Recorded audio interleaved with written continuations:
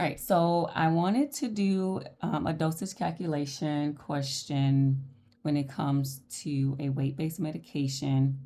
Um, but in this case, it's going to be heparin because this is not just a weight-based medication, but it's a medication that comes in units per milliliter. And this one is specifically for an infusion. So our example order, this is not a real order or anything like that. So the example for our case would be that this order states for heparin to be delivered in 100 units per kilograms to be infused over 5 hours. What we know about the word infuse when we are dealing with heparin infusions or any infusion is that we are immediately going to be looking for milliliters per hour. So because we're going to eventually find a DA equation, we know that we need milliliters per hour. So I immediately write that down because I know that's what I'm going to need. But what's available to us in our order, from the Pyxis or whatever, is going to be 25,000 units of heparin per 500 milliliters in normal saline. The patient's weight that we have been given is 85 kilograms. So this particular question requires you to find the total dose before you can even complete the DA equation. You cannot do this DA equation without finding the total dose first, because we have to look at our order and know that this is not the total dose to be given. They're just saying they want 100 units per kilogram to go over 5 hours. So what we do, there's two ways that we can find the total dose. I prefer the DA equation, but for this one, it doesn't matter because you're going to find the DA equation anyway. So the first way that we can find our total dose is we're just going to simply take 100 units and we're going to multiply that by the 85 kilograms. Both of those came from our scenario. So we got the 100 units from the order, and then we know that it's going to be per kilogram. So we have 85 kilograms. That is going to give us 8,500 units.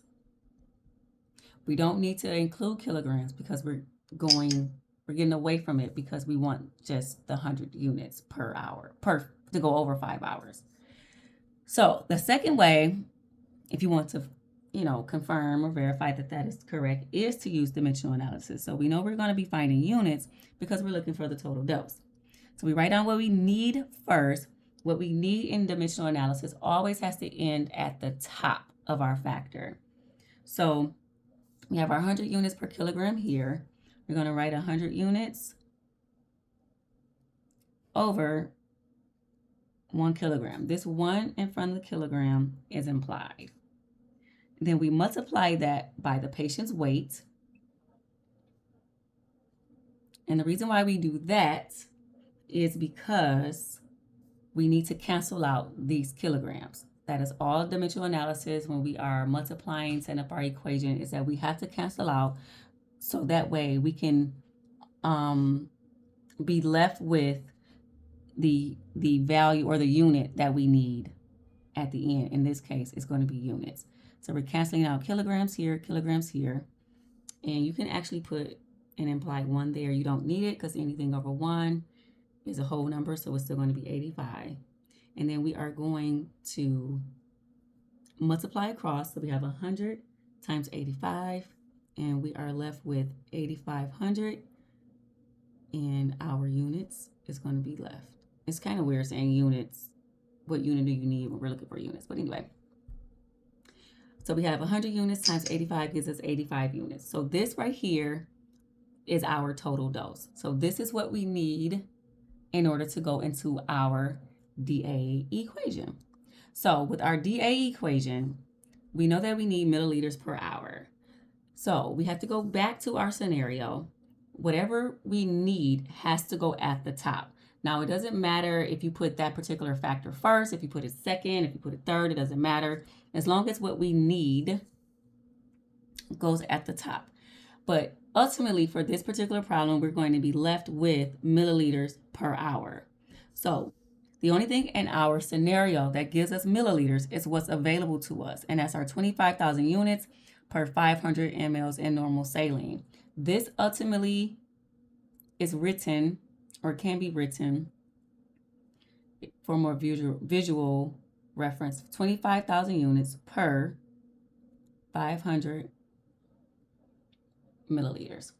So this is our factor that we're going to use. We're going to take this factor, what's available to us, from what's available to us, and put that as our starting factor in our dA equation. So we have 500 milliliters over 25,000 units. Now our dA equation requires us to multiply, so we are multiplying. And from there, we have to cross cancel. So we know that we need milliliters by itself, so we don't want to cancel that out. But we need to cancel out units. The only thing we have that is going to cancel out units is what we got in our total dose, which is why we have to find the total dose prior to doing our dA equation. So we have 8,500 units here. So we're not done, because we have to also find hour. We have to have hours left. So the only thing that gives us hours is back in our order, which is saying that this dose has to infuse over 5 hours.